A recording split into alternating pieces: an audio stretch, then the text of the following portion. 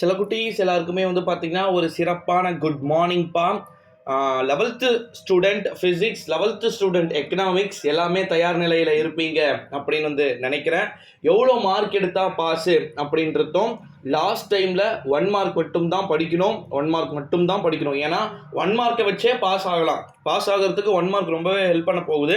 குறிப்பாக 11th standard ஃபிசிக்ஸை பொறுத்த வரைக்கும் 12th நேற்று கெமிஸ்ட்ரி ரொம்ப டஃப்பாக தான் இருந்துச்சு.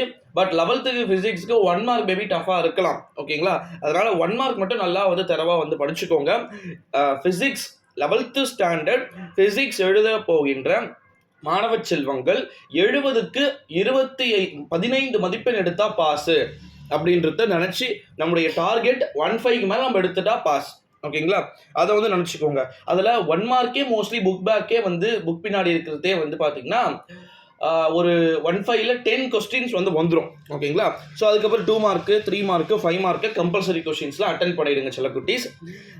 அதற்கு பிறகு 11th எக்கனாமிக்ஸ் ஓகேங்களா 90 மதிப்பெண் வந்து இருக்குது. 90 மதிப்பெண்ணில் 25 மதிப்பெண் கட்டாயமாக எடுத்தால் மட்டும்தான் ஆல் பாஸ். ஐ மீன் நீங்கள் வந்து பாஸ் ஆக முடியும்.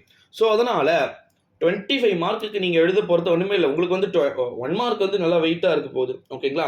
1 மார்க் கன்ஃபார்ம் வெயிட்டாக இருக்குது. ஸோ அதனால் வந்து நீங்கள் வரி பண்ணிக்க வேண்டிய அவசியம் வந்து கிடையாது. 2 மார்க்கு 3 மார்க்கு 5 மார்க் எல்லாமே வந்து எக்கனாமிக்ஸ்க்கு ஈஸியாக வரும். பட் அதுக்கான பிரச்சனைகளே கிடையாது. ஆனால் இங்கே ஒரே ஒரு சிக்கல், டைமிங் சுத்தமாக பத்தாது சில குட்டீஸ். நம்முடைய 11th ஸ்டாண்டர்ட் எக்கனாமிக்ஸ் இன்னைக்கு எழுதுறீங்க பார்த்தீங்களா, சுத்தமாக டைமிங் வந்து போகிறது கிடையாது. ஸோ எவ்வளோ ஃபாஸ்ட்டாக எழுத முடியுமோ, எக்ஸாம்ஸை எவ்வளோ அழகாக நீட்டாக ப்ரிப்பரேஷன் பண்ண முடியுமோ அவ்வளோ அழகாக நீட்டாக ப்ரிப்பரேஷன் பண்ணுமாறு கேட்டுக்கொள்ளப்படுகிறது. 11th ஸ்டாண்டர்ட் ஃபிசிக்ஸை பொறுத்த வரைக்கும் ரொம்ப ரொம்ப ஈஸியாக இருந்துச்சு அப்படின்னா ஈஸியான டைமிங்கை எழுதிடலாம். பயப்பட வேண்டாம். ஆல் இஸ் வெல் சில குட்டீஸ். கண்டிப்பாக நல்லா எல்லா கொஸ்டினும் அட்டன் பண்ணுங்கள். 10 டீட்டெயில்ஸ் கொடுத்துட்டு 5 டீட்டெயில்ஸ் வந்து கம்பல்சரி வந்து கேட்பாங்க. ஸோ அதனால் வந்து 5 டீட்டெயில்ஸ் வந்து எழுதுங்க.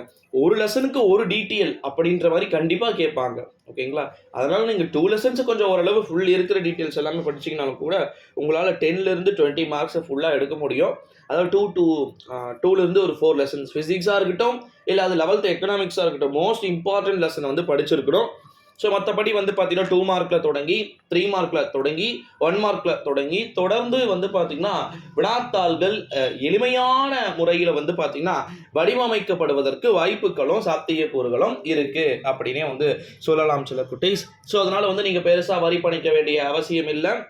இந்த வீடியோவை நீங்கள் எந்த டைமிங்கில் பார்த்துட்டு இருக்கீங்க அப்படின்றத கமெண்ட்டில் மறக்காமல் சொல்லிவிடுங்கள். அடுத்தடுத்த வீடியோவில் அடுத்தடுத்த காணொலியில் வந்து பார்க்கலாம் சில குட்டீஸ். மறக்காமல் நம்முடைய சேனலுக்கு நீங்கள் நியூ வியூவராக இருந்தீங்க அப்படின்னா மறக்காமல் இந்த வீடியோவை எல்லாருக்குமே உங்கள் ஃப்ரெண்ட்ஸ் அண்ட் ஃபேமிலி எல்லாருக்குமே வந்து ஷேர் பண்ணிக்குமாறு கேட்டுக்கொள்ளப்படுகிறது நண்பர்களே.